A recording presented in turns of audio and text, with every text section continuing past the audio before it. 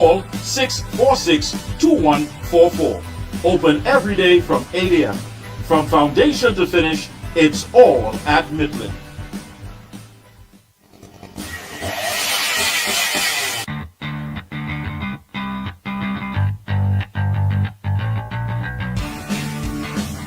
Husqvarna, a global leader in outdoor power equipment, known for its high performance, durable and innovative products, tested and proven by generations of professionals.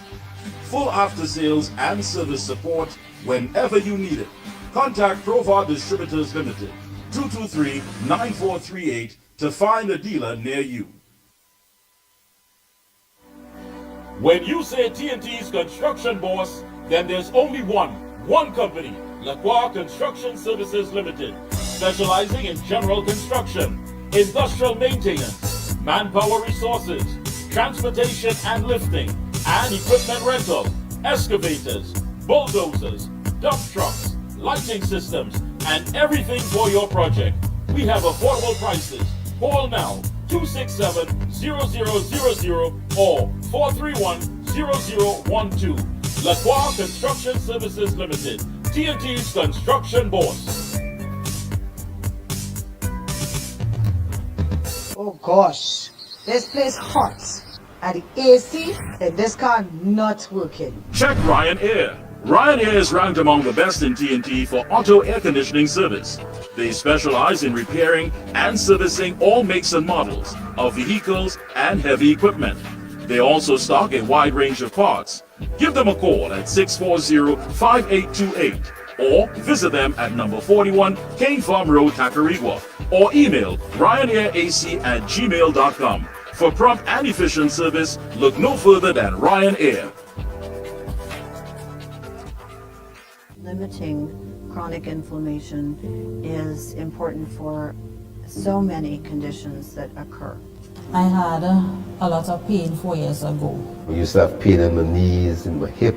Taking it for arthritis. Omega XL saved my life. Then I started to realize, well, hey, I could use my hands, I don't have any pain. All in all, I am pleased to say that Omega XL has worked. For all top quality and affordable hardware supplies, no one beats Midland Hardware, located number 97 Eastern Main Road, Arouca. Midland stocks the #1 brands in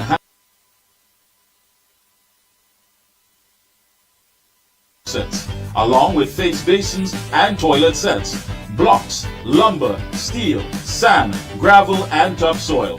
Also check out Midland for steel windows and assorted designs of metal curtain rods. Everything for home and business projects. Payments via links, credit cards, online payments, or cash on delivery. WhatsApp 327-7761 or call 646-2144. Open every day from 8 a.m. From foundation to finish, it's all at Midland. And we're back. Thank you so much, Master Control. Yes, indeed. As we kick things off here, our first interview with a man who is no stranger to the Observer, but creates quite a conversation, I must say. Let me say Happy New Year and a pleasant good evening to PNM activist Barry Garcia. Good afternoon, good evening, Mikey, and same to you and your family. Thank you. All has been well with you? Well, it could get better. It's all based on our conversation this evening, and I know a lot of people that are locked on, they said, Barry, I say yes.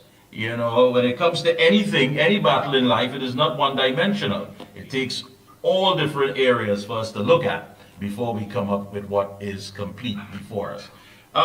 You know, Barry, I'm looking at something that many people would say that it's a bit biased when it comes to polls, and that is the recent NACTA release, saying that Dr. Rowley's decision to retire from electoral politics has boosted the PNM's political stocks ahead of this year's general election.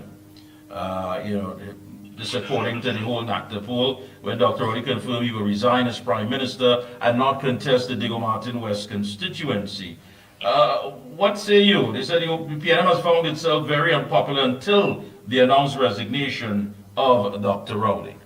Yeah, what has happened is that Dr.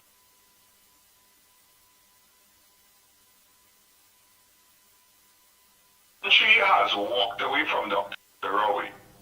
And in his political acumen, he felt that he should retire and give someone else a chance to run the country. I saw it as a strategic move. I saw it as a move that is going to give the PNM a breath of fresh air, barring the controversy of who is selected.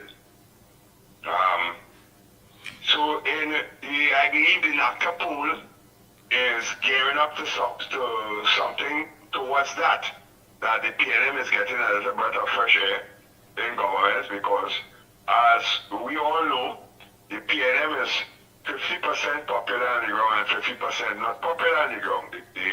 Going in with Dr. Rowley on that election, it would have created some uneasiness, because I believe in politics, Mikey, I believe no prime minister should serve more than 2 terms. You become a bit wary on the public's mind.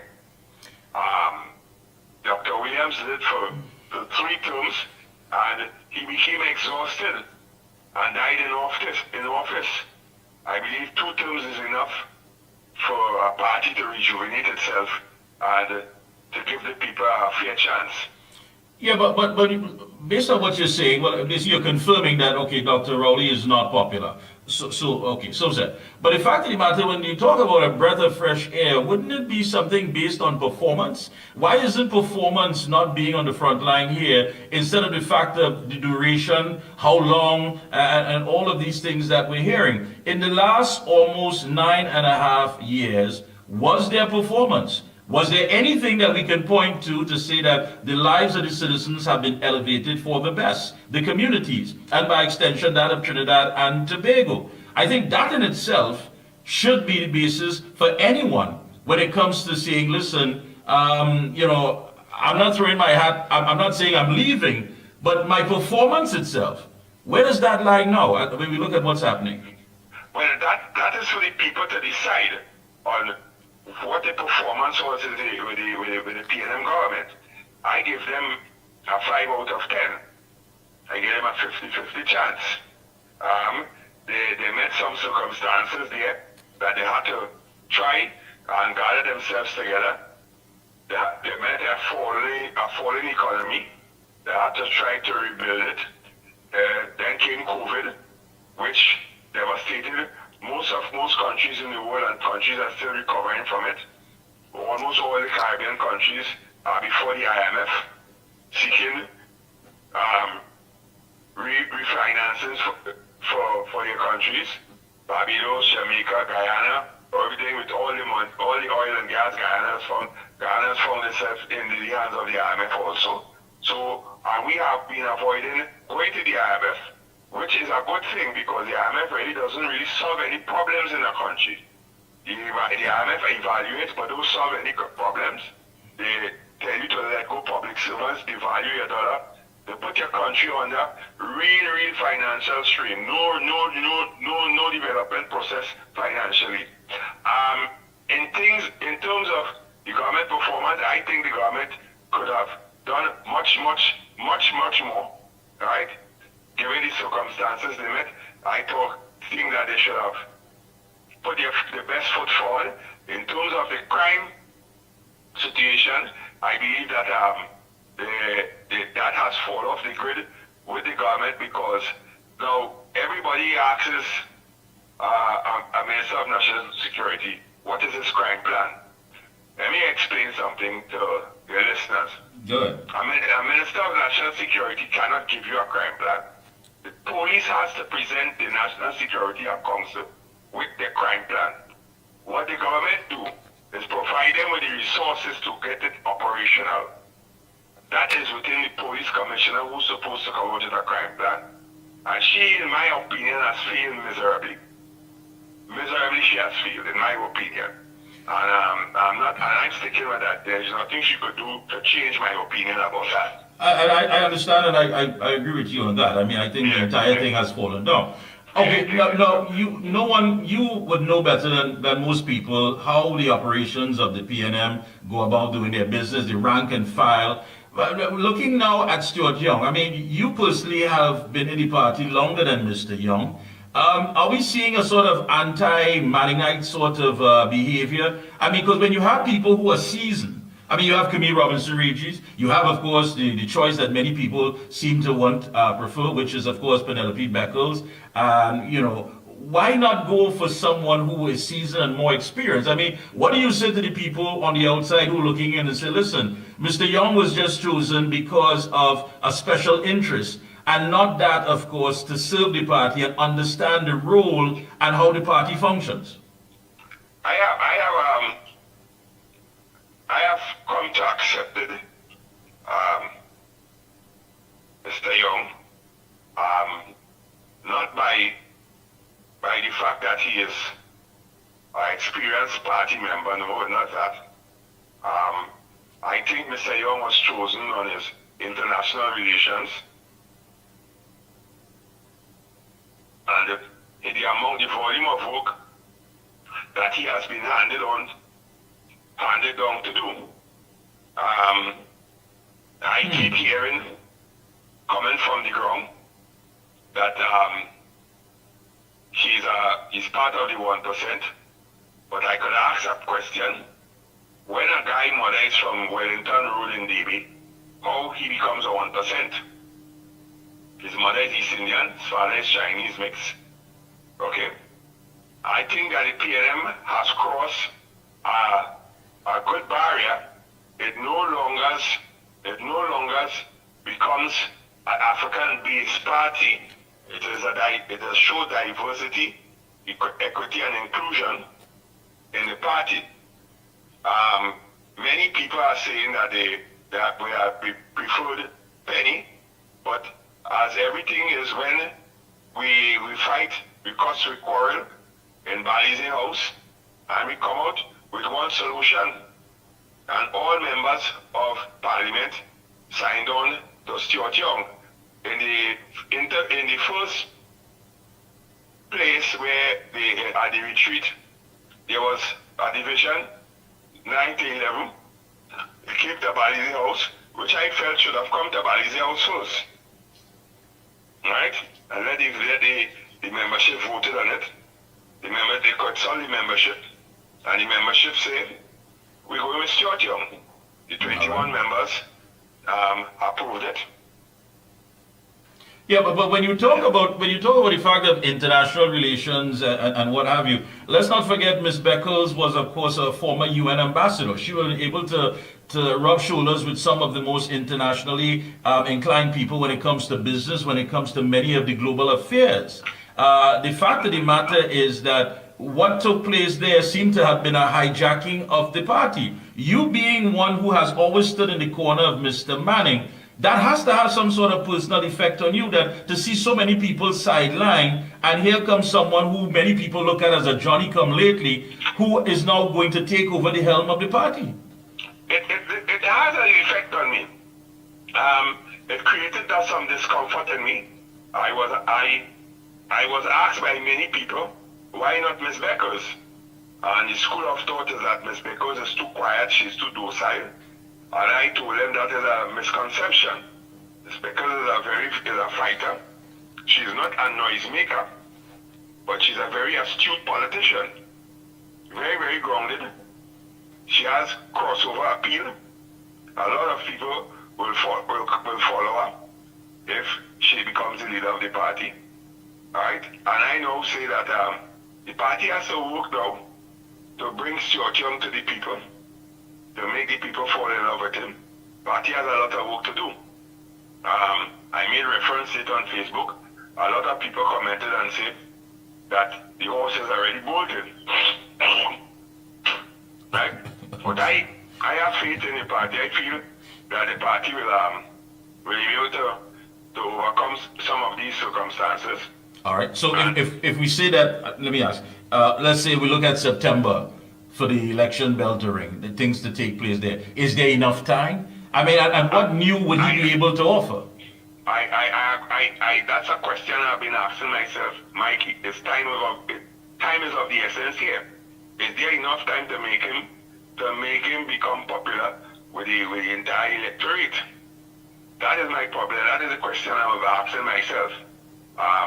He has to walk all 41 constituencies and communicate to the people on the ground and show that love and respect to the people on the ground. That is what Mr. Manning did when he was in opposition. He walked all 36 constituencies and he listened to all various views and opinions and guarded himself and came back strong. Let me ask you, but why does Mr. Young have to do all of that? I mean, when you make a comparison to Mr. Manning and Mr. Young, Mr. Manning was elected, Mr. Young was selected. And if it is that he was given this on a silver platter, does he feel as though he's obligated to do anything but besides taking the helm of the party and hoping for the best for a general election? No, I don't think so. In my short communication with him, he wants to get out there. He wants to get out there and present himself to the people and make the people become accept him and make him become acceptable to the people. That is his intention. He knows that he is not too well known all over Trinidad and Tobago to know him as a minister, but they don't really have a feel for him to become prime minister. And therefore, he wants to get out there and communicate to the people and get feedback with the people. I am asking myself if there is sufficient time to do that. That's one of the questions I ask myself. And by you asking that question as a member who understands the rank and file, there has to be something else saying to you, listen, who put us in this predicament?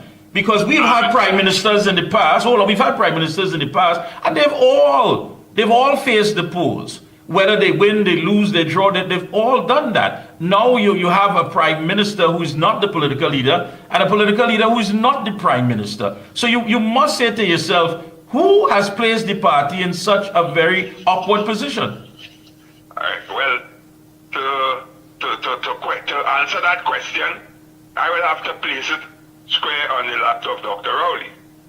All right, the party has been placed in a predicament, a transitional predicament, because of the option he chose. He chose to go, which I have no problem with it, but I was not comfortable by the process that was used in selecting its replacement. I wasn't comfortable with it. I've expressed my view on that. Okay? I said I was honest enough to express my view on that. And I thank you for that. And I wasn't too comfortable with it. But however, once the matter was taken before the General Council, and the General Council came out unanimously in support of him, I will then fall in line and go with what the General Council goes with, because the General Council is the meat and the body of the party.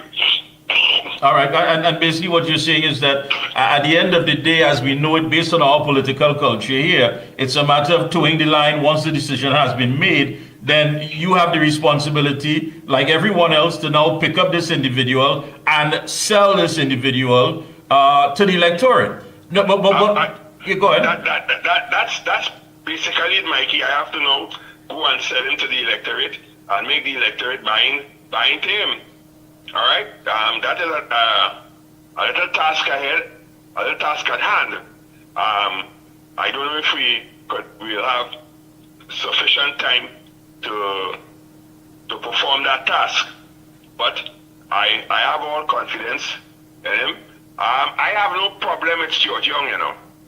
I have worked with Stuart Young in the past, and I find him to be a very resourceful individual, very communicative, willing to listen. I don't know how he come across to the public, to the general public, how he come across to the general public. I could tell you, one complaint I have been getting is that many members and many supporters feels as though the ministers are a bit far away from them. The minister is not close to them. So that is a major thing that has to be fixed. Okay? In terms of the PNM performance, I give them a 50% mark. There are many areas which the PNM could have done better. You have Foster Cummins, who is doing tremendous work with the National Youth Service. He has brought out a number of programs to attract the youths. We still have a problem in terms, we have Karim Marcel, who has worked on the ground in the Beetham and has been working the ground in Avantil to quell that crime situation, because it has become out of hand. All right, and I don't blame the government for the crime situation. I blame the police. The police has to perform. The police has to go out there and serve the public. You have too many square pegs and round hole in the police service, and that falls straight on the Commissioner of Police lap. All right. What I could blame the government for is the politics of the police service. It is too blatant to see. Well, I want to thank you. Yeah, I want to thank you for your honesty. I mean, brutal honesty. And I always believe that, it's better than false hope when it comes to, telling people how it is. You know that is a challenge. There's a big challenge as far as trying to sell Mr. Young to the electorate. You said that you don't know if there's going to be enough time. I remember in primary school, there was this guy who was sticking this Jap's nest, and just playing a fool. And the principal came up, and I was just an observer along with two other guys. And we all got licks that day because they said, listen, if you're on the block, whether you're smoking or not, and the police pull up, everybody has to go down. Mr. Young was there when they had dead babies in the NICU, poor infrastructure, mismanagement of COVID, crime situation, extortion, kidnappings. He was there. What are you going to tell the electorate that is going to come across different in the sense that he wasn't aware, he didn't know, but he was in cabinet, a cabinet where he recused himself over 100 occasions, and it had nothing to do with the interests of the people, but of course trying to avoid any conflict of interest that would have taken place as far as certain approvals. How do you sell that? How do you sell that? But he has to know how he wants to market himself, Mikey. I have an idea how he could sell that. He can go to the people and be brutally honest with the people and tell them that he made mistakes. This is what Mr. Manning did. When Mr. Manning lost the election in 1995, Mr. Manning went to the people and said, listen, I made a mistake. He was brutally honest with the people, and he to ask them, he said, I would not do that again. Fast forward to 2010, he called a snap election because there were internal wranglings. There were people inside of the PNM who wanted him out, and so on, and they were plotting against him. And there were internal wranglings, and that led him to call the election. And in came the People's Partnership. The People's Partnership came into government on a false premise that we are all together, and that fragmented. That caused a great divide, and that went back to fractions in the society, that everybody holding the corner. Now you have people coming up with all type of political parties and all and so on, fly by night, just flying up, and want to promote themselves as the best choice. We fill up at the mustard and ketchup, we fill up at the PNM and the UNC, and all of that thing. But it all boils down to two parties in the country, which is the People's National Movement, which on Saturday will be celebrating 69 years of existence, the best political organization within the Caribbean, which is celebrating 69 years, and also the United National Congress. All right, for the ruling party, there is some internal things that has to be fixed and has to be smoothed out. I hope that time will permit them to do that. And I hope that we get back in government so that they could correct some of the mistakes that they make. Okay? Because try as you may, Mikey, as a leader in this country, right, which is so diverse, which is so multi-religious and multiracial, you have to govern on an even keel to keep things balanced. And try as you may, you would not always get things right. You would make mistakes. Basti Pandey suffered the same fate. Patrick Manning suffered the same fate. Kamla Prasad Bissessar suffered the same fate. Keith Rowley would have suffered the same fate too. They would make mistakes because you can only make a mistake when you are trying to do things. You can't make a mistake if you're doing nothing. Yeah. You can only make a mistake when you're trying to do things. I understand what you're saying. So in other words, the bottom line is there's a lot of work to be done. That's the bottom line. But the fact of the matter, again, when you make that reference to Mr. Manning apologizing, Mr. Manning was the political leader. He was apologizing, so of course, to make his transition as into the seat as the prime minister. You have a man who is not the political leader, who is going to be the prime minister. What is he going to apologize for? Recusing himself a record number of times, being an observer to injustice. So you're right. You do have a hard sell, and I thank you for your brutal honesty. Any closing comments? Go ahead. With the closing comments, I find the opposition leader letter to Mr. Trump was totally out of place. Totally out of place, being critical of the